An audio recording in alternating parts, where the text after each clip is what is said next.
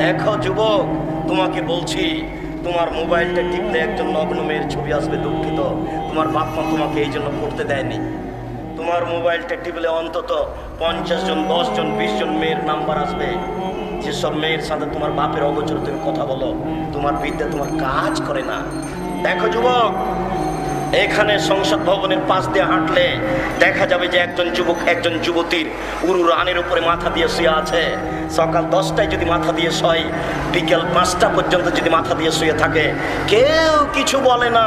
এই রাস্তা দিয়ে চেয়ারম্যান হাঁটেন, মেম্বার হাঁটেন, মন্ত্রী হাঁটেন, অফিসার হাঁটেন, দারোগা হাঁটেন, সব মানুষের রাস্তা দিয়ে যায়, কেউ কিছু বলে না। বলা নাকি যায় না, বলা নাকি অপরাধ, এটা নাকি পশুর জগৎ, সবাই নাকি পশু, কেউ নাকি কিছু বলতে পারে না।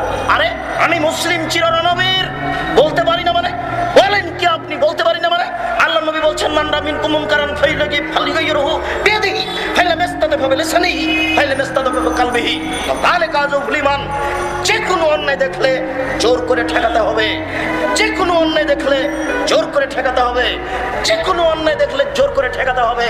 সম্ভব না হলে বলতে হবে, দেখো এইভাবে বসে থাকা ঠিক নয়। জোর করে যদি ঠেকাতে না পারি, তাহলে বলতে হবে, দেখো এটা ঠিক নয়। নগ্ন ছবি চলছে, বাপের উচিত লাথি মেরে টিভি ভেঙে দেওয়া। বা চাচার উচিত ছেলের 2 কানে ইয়ারফোন লাগা আছে, ইন্ডিয়ার নগ্ন গান চলছে, চাচা দেখে, বাপ মা দেখে, কে বলেছে বাপ মা শিক্ষিত? চিনা? হাত ধরে সেবারে ছুঁড়ে ইয়ারফোনটা নিয়ে ছিঁড়ে ফেলে দেওয়া উচিত। এটা জোর করে ঠেকাতে হবে বাপকে, চাচাকে, দায়িত্বশীলকে। যদি সম্ভব না হয়, তাহলে বলতে হবে, বেটা এটা ঠিক নয়, বাবা এটা ঠিক নয়। এটাও যদি সম্ভব না হয়, তাহলে বলতে হবে, তোমাকে ঘৃণা করি, তোমার কাজকে ঘৃণা করি, আমি সরে গেলাম।